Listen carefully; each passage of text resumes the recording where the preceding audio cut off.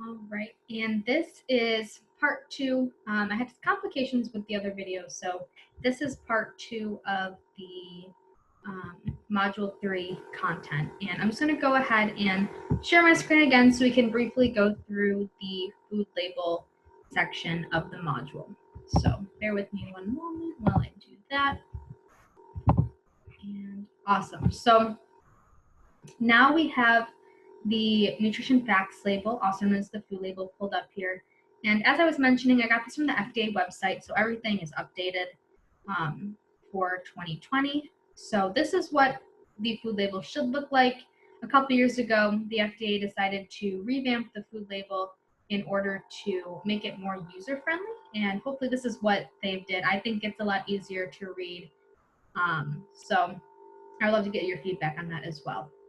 So I'm just going to go through a couple of the different highlighted sections here and talk a little bit more about what each of them mean and how to read them and utilize them as an informed consumer. So we'll start up at the top with the serving size. So as you can see, in this container, there are 4 servings. However, 1 cup is considered the serving size. And as we mentioned before, serving size is a recommendation based on what the normal consumer eats from that container. So the serving size happens to be 1 cup. And they use the serving size in order to put in the nutrition information for all the different macro and micronutrients. So all of the information like the calories, the total fat, cholesterol, total carbohydrates, everything listed on here is based off of 1 cup serving size. And it's obviously the serving size is going to change per container and per food item. So just something to make sure that you're aware of, that the listed calorie and nutrient amounts always reflect the size of the serving. So with that being said, we're going to look at the calories. And the calories, this is, again, based on 1 serving. And this is how much energy you're going to be getting from this particular food item. And we already went over this before in previous modules, but your calorie needs are going to vary depending on your age, sex, height, weight, and physical activity. So just something to be mindful of again. Moving down to the percent daily value. And this is a part of the food label that I don't think a lot of people necessarily know how to properly utilize. So I really hope that my explanation here helps you guys make informed consumer decisions about, your purchases in the future. So what is percent daily value? Percent daily value is really a guide to help you determine if a serving of food is high or low in a certain nutrient.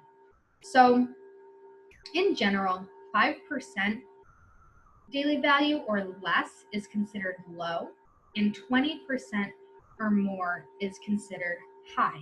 So when you're looking at the different macronutrient and micronutrient contents on a food label, this is really going to guide you to see if it's a good source or a bad source, I guess depending on the way you look at it, of that particular nutrient. And jumping over to the nutrient side of things, if you look at the different categories here, we have total fat, which they break down to saturated and trans fat.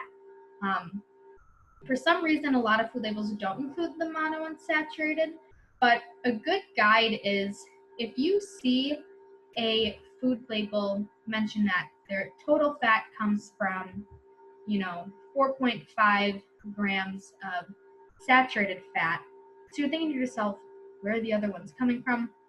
Most likely monounsaturated. So again, kind of touching back with what I had mentioned before, it's not necessarily about the total fat intake. I mean, it is, but if your product that you're consuming has a higher unsaturated fat content rather than a higher saturated fat content, that's what you really want to look for. Those products that are going to have a higher ratio of unsaturated fats to saturated fats. So if you look here, there are 4.5 grams of saturated fat here, which is 23% of your daily value. So this product is high in saturated fats. If you take a look at cholesterol, it is 12%, which is kind of middle of the road content. 80 or sodium, I'm sorry, is 850 milligrams, which is 37% of your daily value. So looking at this, this is a high sodium content food. And if you look at the little box talking about the nutrients, this is a specific nutrient that you do want to limit in your diet because, again, it can lead to increased chances of high blood pressure, cardiovascular disease, strokes, things like that. So they definitely, too much sodium can have a negative impact on your health. Kind of touching base upon more of those in that box. So saturated fat we already mentioned, and then added sugars. Added sugars are things like sucralose or those non-nutritive sweeteners that you hear about, have a potential detrimental effect on your health. So when you're looking at sugar content, if you kind of jump down there, you can see in this food label that there are 6 grams of sugars, but 0 come from added sugars. So that means that this, although it has 6 grams of sugar, which really isn't that crazy, they're natural sugars.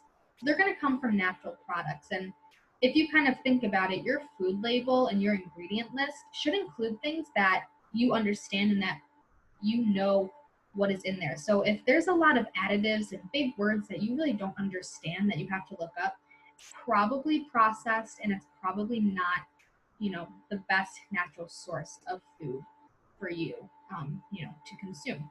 Now, not saying that processed food is bad because, obviously like yogurt, like we were saying, is a good source of protein.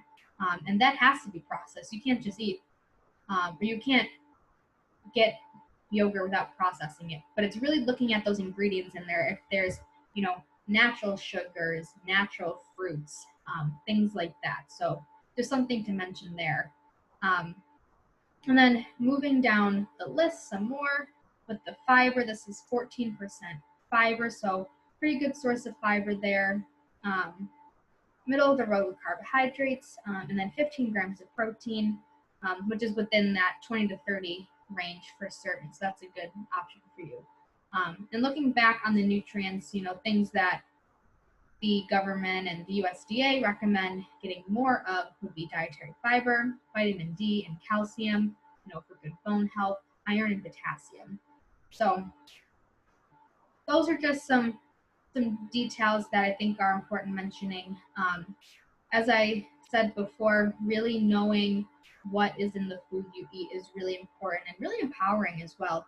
Saying, being able to say, I made a good choice today, or I actually understand now, what each macronutrient, does for my body, fuels me the right way, can improve your, muscle mass, your body composition, your strength, your immunity.